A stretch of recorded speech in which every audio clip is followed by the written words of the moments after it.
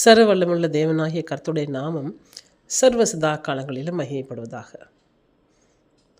இந்த நாளிலும் நாம் வேதத்தில் மத்தேயு 14வது அதிகாரத்தில் 14வது வசனத்திலிருந்து சில காரியங்களை தியானிக்க இருக்கிறோம். ஜனங்கள் இயேசு கிறிஸ்துடைய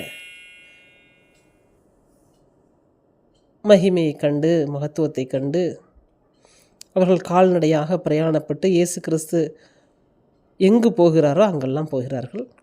வனாந்தரமான ஒரு இடத்துக்கு தனியே போனார். ஜனங்களும் அதை கேட்டு அவரிடத்தில் போய் விடுதலை அடையும்படிக்கு சொஸ்தமடையும்படிக்கு போகிறார். அவர் எல்லாரையும் சொஸ்தமடைய செய்கிறார். வியாதியஸ்தராக இருந்தவர்களை சொஸ்தமடைய செய்கிறார். பொழுது போகிறது. அவர் இவர்களுக்கு போஜனம் கொடுக்க வேண்டும் என்று அவர் பிரயாசப்படுகிறார். அப்பொழுது சீசரிடத்தில் கேட்கும் பொழுது சீசர்கள் அவரிடத்தில் வந்து, இது வனாந்தரமான இடம், நேர்வும் ஆயிற்று, ஜனங்கள் கிராமங்களுக்கு போய் தங்களுக்கு போஜன பதார்த்தங்களை கொள்ளும்படி அவர்களை அனுப்பிவிட வேண்டும் என்கிறார்கள். இயேசு கிறிஸ்துவுடனே அவர்களை அனுப்ப வேண்டாம், நீங்களே அவர்களுக்கு போஜனம் கொடுங்க. இவ்வளோ பேர் சாப்பிட்றதுக்கு எங்கிருந்து வரும்? எங்களிடத்தில் 5 அப்பமும் 2 மீன்களும் எல்லாம் வேறொன்றும் இல்லை. அப்பொழுதுதான் அந்த 5 அப்பம் 2 மீனையும் அதை வாங்கி ஆசீர்வதித்து ஸ்தோத்திரம் பண்ணி அதை ஆசீர்வதித்து ஜனங்களுக்கு கொடுக்கும்படிக்கு பிட்டு கொடுக்கிறார். அந்த நிகழ்ச்சி நாம் அறிந்த ஒன்று. தேவனுடைய வல்லமையில் பிரதானமானவைகளில் இவையும் ஒன்று. இப்படியாக தேவன் ஜனங்களை போஷித்து சீசர்களுக்கு ஒரு காரியத்தை சொல்ல, தன்னிடத்தில் வந்த ஜனங்களை போஜனத்துக்கென்று அனுப்பிவிடக்கூடாது, நீங்களே கொடுங்கள் என்று ஒரு வார்த்தையை அங்கு சொல்லுகிறார். ஒரு சீசன் என்றால் அவனிடத்தில் அப்பங்கள் இருக்க வேண்டும். அப்பமும் மீனும் என்று சொல்லப்பட்டால், மீன் என்றால் ஒரு தேவனுடைய சித்தத்தின்படி அது ஆத்துமாவுடைய ரகசியமாக இருக்கிறது. எனவே அப்பமும் மீனும் ஒரு சீசனிடத்தில் இருக்க வேண்டும். அதைத்தான் உங்களிடத்தில் ஒன்றும் இல்லை என்று சொல்லக்கூடாது. இதே வசனத்தை அடுத்த அதிகாரத்தில் நீங்கள் பார்க்க போனோமானால், அவர்கள் அப்பம் கொண்டு வராமல் இருக்கிறப்ப பரிசேயருடைய புளித்தமாவை குறித்து எச்சரிக்கையாக சொன்ன வார்த்தை உடனே அவர்கள் சிந்திக்கிறார்கள். நம்ம போஜனம் கொண்டு வரலையே, அதனால் அவர் சொன்னாரோ என்று யோசிக்கிறார்கள். தேவனுடைய ஜனமே, தேவன் தன்னுடைய சீசரிடத்தில் சொல்லுகிறார், நீங்கள் புறப்பட்டு போய் சகல ஜனங்களையும் சீசராக்குங்கள் என்று சொல்லி. சீசர்களுக்குத்தான் சத்தியத்துடைய இரகசியத்தை தேவன் தெரியப்படுத்துவார். அவர்களால் மட்டும்தான் தேவனால் சிருஷ்டிக்கப்பட்ட ஜனங்களுக்கு சத்தியத்தை உபதேசத்தை சரியாக பிட்டு கொடுக்க முடியும். அவரிடத்தில் அப்பமும் மீனும் குறையக்கூடாது. கொஞ்சம் கொடுத்தவனிடத்தில் சாப்பிட்ட புருஷர்கள் மாத்திரம் 5000 பேர் என்று சொன்னால், சாப்பிட்ட ஸ்திரீகள், குழந்தைகள் இன்னும் அநேகர் இருக்கிறாங்க. அப்படியாக ஒரு சீசன் என்றால் அவன் போஜனம் கொடுக்கிறவனாக இருக்க வேண்டும் என்பதை அங்கே மறைவாக தேவன் வலியுறுத்துகிறார்.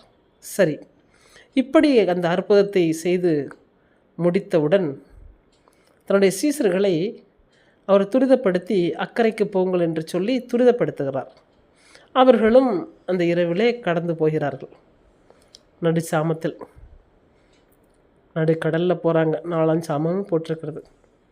சாமங்களை குறித்து தெளிவான விளக்கம் இருக்கிறது. சரி,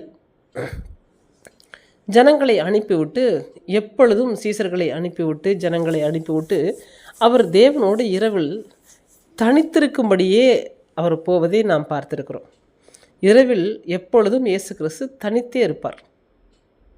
தனித்திருந்து, ஏன்னா இஸ்ரவேலை காக்கிறவர் உறங்குவதும் இல்லை தூங்குவதும் இல்லை. அப்படியாக அவர் தேவனோடு தனித்திருக்கும் பொழுது, பிதா செய்ய குமாரன் காண்பது எதுவோ என்று சொல்லி வேதத்தில் எழுதப்பட்டிருக்கிறபடி மறுநாளைக்குரிய சகல தேவ திட்டங்களையும் அவர் தேவனிடத்தில் வாங்கி கொள்வார். அதைத்தான் பகலில் கிரியையாக வெளிப்படுத்துகிறது. அவர் செய்வார் கிரியையாக ஜனங்களிடத்தில். இரவில் தேவனோடு ஐக்கியப்பட்டிருக்கும் பொழுது அறிந்து கொண்டதை ஜனங்களுக்குள் கிரியையாக செயல்படுத்துகிறார். அப்படி செய்வதில் ஒன்றுதான் இந்த நிகழ்ச்சி. ஜனங்கள் தன்னுடைய சீசர்களை அனுப்பிவிட்டு தேவனோடு தனிமைப்பட்டிருக்கிறார் மலையில். ஆனால் சீசர்கள் அந்த நடுக்கடலில் காற்று பலமாக இருந்து அலக்களிக்கிற பட்சத்தில் அவர்கள் மாண்டு போவோம் என்ற பயம் அவர்களுக்கு வருகிறது. பயம் வந்த உடனே அவர்கள் பயப்படுகிறார்கள். படகு அலைகளினால் ரொம்ப அலைவுபடுகிறது. இதை சீசர்கள் கண்டு பயந்து அலறுகிறார்கள். ஆனால் உடனே பாருங்கள், இது கடலில் நடக்கிறது. இந்த நிகழ்ச்சி கடலில் நடக்கிறது. ஆனால் இவரோ அவர்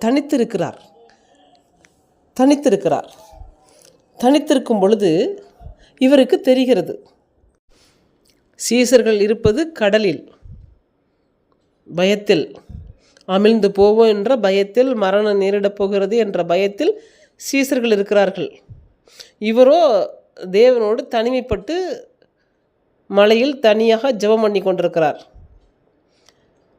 இந்த நிகழ்ச்சி நடந்து கொண்டிருக்கும் பொழுது கடலில் அவர் நடந்து வருகிறார். தன்னுடைய சீசருடைய நிலை அவருக்கு தெரிவிக்கப்படுகிறது. அறியப்படும் பொழுது அவர் கடலில் நடந்து வருகிற போது அவர்கள் அதை பார்த்து ஆவேசம் என்று சொல்லி அலறுகிறார்கள். பாருங்கள், வருகிறது கர்த்தராய் இயேசு கிறிஸ்து. ஆனால் அவருடைய கண்களுக்கு அது ஆவேசம் போல் தெரிகிறது. அப்போ எவ்வளவு விரைவாக அவர் வந்திருக்க வேண்டும், விரைந்தோடி வந்திருக்க வேண்டும். உடனே அவர் நான் தான், பயப்படாதிருங்கள், திடன் கொள்ளுங்கள், நான் தான் என்று சொல்லுகிறார்.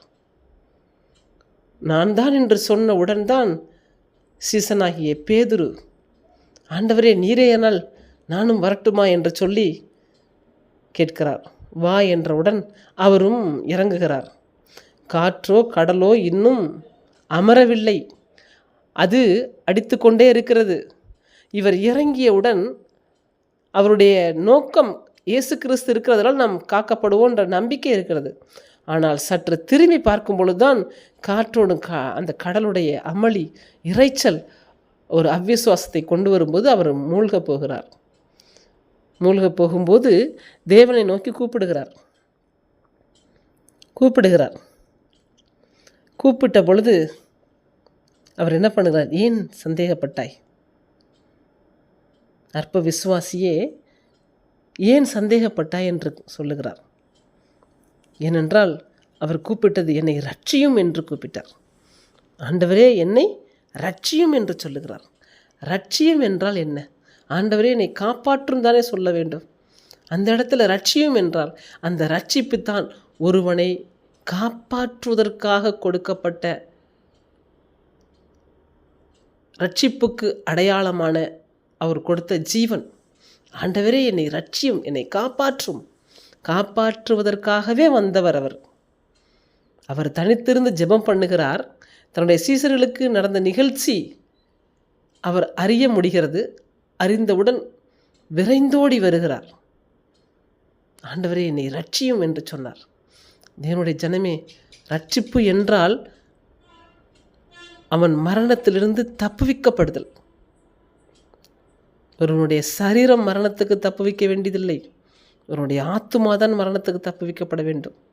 அப்படியாக ரட்சியும் என்று சொன்ன உடனே அவர் வந்து கையை நீட்டி பிடித்து, அற்ப விசுவாசி ஏன் சந்தேகப்பட்டாய் என்று சொல்லி இருவரும் படைகள் ஏறின உடன்தான் காற்று அமர்கிறது. அப்பொழுதுதான் அவரை மெய்யான தேவனுடைய குமாரன் என்று சொல்லி அவரை பணிந்து கொள்வதாக நாம் பார்க்கிறோம். தேவனுடைய ஜனமே, இந்த வேதத்தின் வார்த்தையிலிருந்து நாம் கற்றுக்கொள்ள வேண்டியது என்ன? தேவன் ஏன் இந்த பூமிக்கு மனிதனாக வந்த பொழுது அவர் இரவில் தனிமைப்பட வேண்டிய அவசியம் நேர்ந்தது? இன்றைக்கு ஆதாம் செய்யாத அனைத்தையும் கிறிஸ்து செய்ய வேண்டிய நிர்பந்தம் அவருக்கு வந்தது. ஆதாம் தேவனோடு முறையாக தனிமைப்பட்டிருந்தால் ஏவாளுக்கு மரணம் நேரிட்டிருக்காது. அப்பா ஆதாம் தேவனோடு தனிமைப்படுகிற விஷயத்தில் குறைவு நேரிட்டதை நாம் அறிய முடிகிறது. ஆம் தேவனுடைய ஜனமே, ஆதாம் தனிமைப்படாத விஷயத்தில் குறைவு வந்ததுதான் ஏவாள் பாவம் செய்ய நேர்ந்தது. இன்றைக்கு கிறிஸ்து அதனால்தான் இந்த பூமியில் வந்து தனிமைப்பட வேண்டிய அவசியம் நேரிட்டது. அவர் தனிமைப்படும்போது தன்னுடைய சீசர்களை மரணத்திலிருந்து தப்புவிக்கும்படிக்குத்தான் அவர் தனிமைப்பட்டார். இந்த ஒரு நிகழ்ச்சி தான். ஆனால் அவர் இரவில் தனிமைப்படுகிற ஒவ்வொரு நிகழ்ச்சியை நீங்கள் தியானித்தீர்களானால் மணவாட்டியை அவர் தப்புவிக்க செய்யும்படிக்கே அவர் தனிமைப்பட்டதை நாம் கற்றுக்கொள்ள முடியும். என்னுடைய ஜனமே, இன்றைக்கு கிறிஸ்து தனிமைப்பட்டதால் தன்னுடைய சீசர்களை காப்பாற்ற முடிந்தது. இன்றைக்கு நாம் தேவனோடு தனிமைப்பட வேண்டும். 1 மணி நேரமாவது விழித்திருக்க வேண்டும். தேவனோடு முறையான தனிமைப்பட்டு தேவ சமூகத்தில் நாம் தேவன் பிதா செய்ய குமாரன் காண்பது எதுவோன்ற வார்த்தையின்படி தேவனோடு நாம் தனித்திருக்க நம்மை ஒப்பு கொடுக்கும் பொழுது எப்படியாக சீசர்களை காப்பாற்ற அவரால் கடந்து போக முடிந்ததோ அப்படியாக இன்றைக்கு நம்மையும் காப்பாற்ற ஆவியானவர் எப்பொழுதும் ஆயத்தமாக இருக்கிறார். எனவே தேவனுடைய ஜனமே, நாம் தேவனோடு தனிமைப்பட்டோமானால் நம் குடும்பத்தை இழந்து போக மாட்டோம். தேவன் தன்னுடைய ஊழியக்காரனுக்கு சொல்லாமல் எதையும் செய்ய மாட்டார் என்று சொல்லப்பட்டிருக்கிறது. அப்படியாக நாம் தேவனோடு தனிமைப்படும் பொழுது நாம் சகலவற்றையும் அறிந்து கொள்ள முடியும்.